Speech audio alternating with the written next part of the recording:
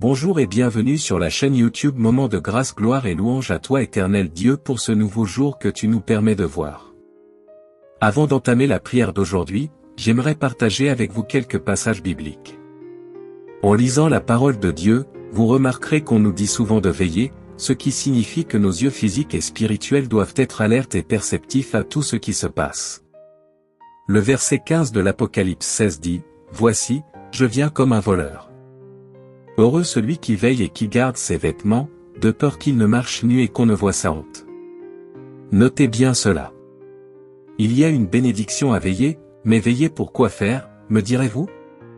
Eh bien, je crois que la Bible nous dit qu'il y a une bénédiction pour ceux qui vivent leur vie en attendant le retour de Jésus-Christ. Marc 13, versets 32 et 33, dit, « Ce jour-là, cette heure-là, personne ne les connaît, ni les anges dans le ciel, ni le Fils, mais le Père seul.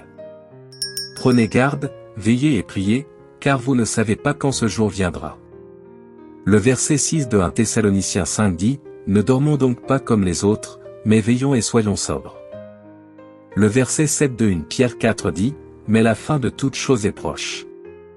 Par conséquent, soyez sérieux et vigilants dans vos prières. » Enfin, le verset 41 de Matthieu 26 dit, « Veillez et priez, afin de ne pas rentrer en tentation. L'esprit est bien disposé, mais la chair est faible. » Si vous qui êtes ici pour la première fois, ici en bas vous verrez le mot s'abonner, cliquez dessus chers frères et sœurs, c'est gratuit, vous ne payez rien au moment où vous cliquez sur le mot s'abonner, votre nom, votre vie seront enregistrés ici sur cette chaîne de prière et je vous exhorte à partager ce message de foi et d'espérance pour toucher d'autres âmes assoiffées. Aujourd'hui, chers amis, je voudrais vous encourager à méditer sur ces écritures et en particulier sur la notion de veille. La Bible nous dit à plusieurs reprises de veiller et de veiller dans nos prières. Pourquoi? Réfléchissez Y. Pourquoi la Bible nous encourage-t-elle si souvent à veiller? Eh bien, je crois que lorsque vous veillez, que vous veillez à ce que Jésus-Christ revienne, que vous veillez à ce que la main de Dieu bouge, intervienne et nous guide, lorsque vous veillez constamment, à la fois spirituellement et physiquement, cela signifie que votre esprit reste fixé sur Dieu. Votre esprit reste fixé sur les choses de Dieu. Si vous veillez et priez, vous n'êtes pas distrait par la tentation, par le monde ou par vos relations. Si vous veillez et priez, vous ne laissez pas de place au diable et vous ne faites rien qui puisse vous conduire à la destruction. Un grand conseil que j'ai reçu est le suivant, si tu veux être angoissé, regarde en toi-même. Si tu veux être vaincu, regarde ton passé. Le diable rappellera tous vos échecs, toutes vos erreurs et tous vos manquements. Si tu veux être distrait, regarde autour de toi. Si tu veux être consterné, regarde devant toi, car personne ne sait ce que l'avenir lui réserve. Voici maintenant l'essentiel de mon message. Si vous voulez être délivré, si vous avez besoin d'être délivré, regardez en haut. Levez les yeux vers Jésus. Fixez vos yeux sur Jésus. Concentrez-vous sur Jésus. Permettez-moi donc de vous demander, chers auditeurs, si vous veillez et si vous priez. Saint de Dieu, nous devons garder nos esprits. Nous devons protéger nos esprits et nos cœurs. Nous sommes bombardés de toutes sortes d'influences, de toutes sortes de tentations. Il y a toutes sortes de forces du mal qui rivalisent pour attirer notre attention. Elles se disputent l'opportunité d'entrer dans nos vies et d'y faire des ravages.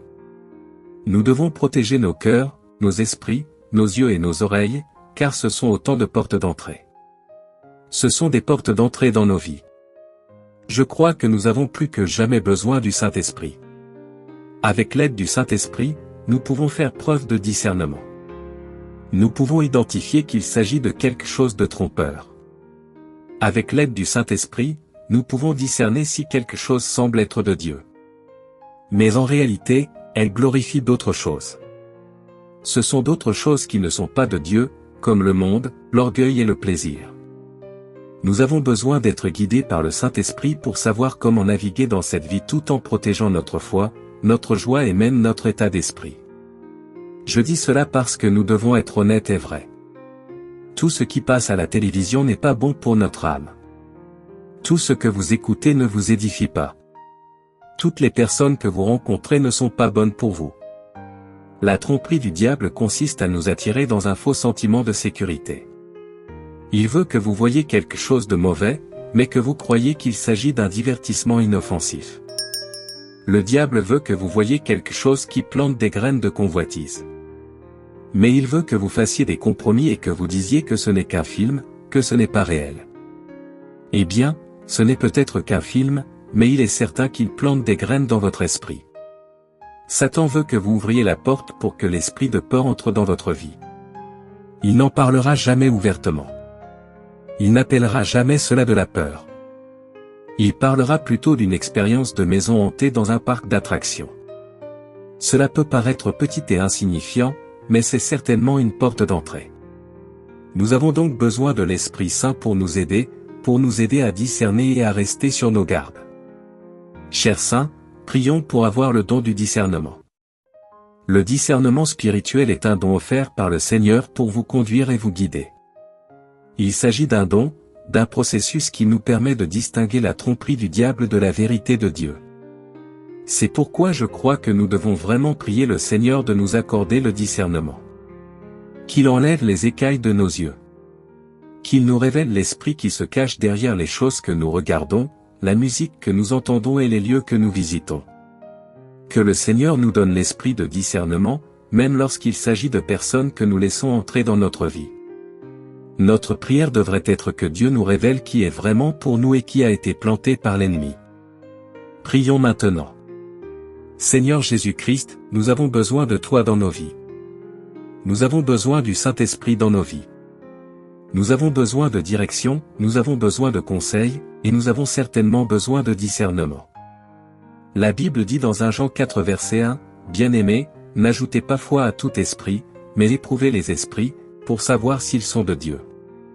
Car beaucoup de faux prophètes sont sortis dans le monde.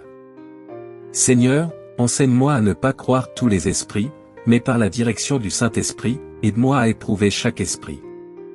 Que je sois sensible à la voix du Saint-Esprit quand il s'agit de ce que je regarde, de ce que j'écoute, des endroits où je vais et des personnes avec lesquelles je passe du temps.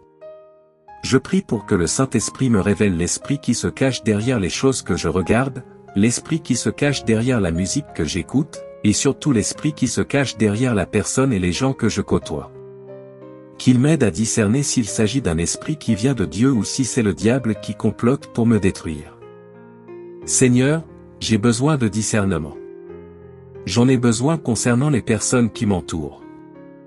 Je comprends que le diable peut utiliser des gens et placer des gens dans le but de me décourager ou de me conduire au péché. Je prie pour que tu me révèles ces personnes dans ma vie. Révèle-moi tous ceux qui sont envoyés par l'ennemi. Je te prie de révéler les personnes qui ont été envoyées par le diable pour me priver de ma tranquillité d'esprit et semer la discorde et la confusion en moi. Seigneur Jésus, j'ai besoin de tes conseils. J'ai besoin de discernement. Je prie pour que tu dévoiles toutes les personnes envoyées par l'ennemi pour me priver de mes forces et me détourner de ma vocation. Ta parole dit dans Éphésiens 5, versets 6 à 10, que personne ne vous séduise par de vaines paroles. Car c'est à cause de ces choses que la colère de Dieu vient sur les fils de la désobéissance. Ne vous associez donc pas à eux.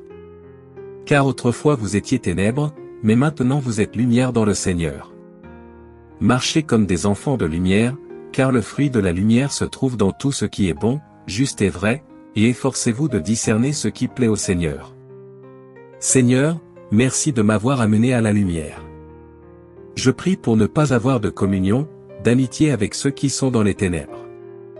Seigneur, je te prie maintenant de me guider dans le choix des personnes que je dois accepter dans ma vie. J'ai besoin de tes conseils, Esprit Saint, quand il s'agit de savoir qui je dois laisser s'approcher de moi. Aide-moi à identifier ceux qui aiment vraiment Dieu et qui désirent lui plaire. Père, aide-moi à les distinguer des faux prophètes et de ceux qui travaillent dans le péché. Dieu, donne-moi le vrai discernement du Saint-Esprit pour que je puisse distinguer un faux prophète d'un vrai homme ou d'une vraie femme de Dieu. Dans ce monde rempli de loups déguisés en brebis, Saint-Esprit, je te demande de m'aider à voir qui parle vraiment à partir de la parole de Dieu et qui parle à partir d'un lieu de doctrine mêlée de tromperie. Aide-moi à discerner celui qui parle avec un esprit d'orgueil et de gain égoïste par rapport à quelqu'un qui parle pour glorifier Dieu. Seigneur, je sais que nous ne luttons pas contre la chair et le sang. Je suis conscient qu'il y a des forces des ténèbres qui cherchent à influencer mon cœur.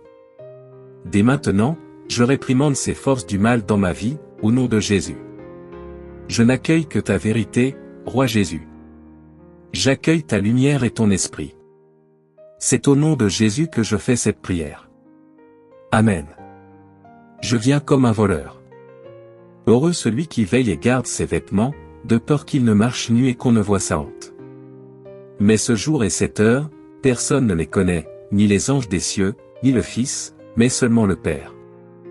Prenez garde, veillez et priez, car vous ne savez pas quand ce moment viendra.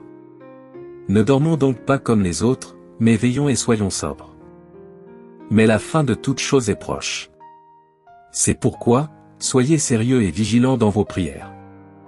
Veillez et priez, afin de ne pas rentrer en tentation. L'esprit est bien disposé, mais la chair est faible. Bien-aimés, n'ajoutez pas foi à tout esprit, mais éprouvez les esprits, pour savoir s'ils sont de Dieu, car beaucoup de faux prophètes sont allés dans le monde.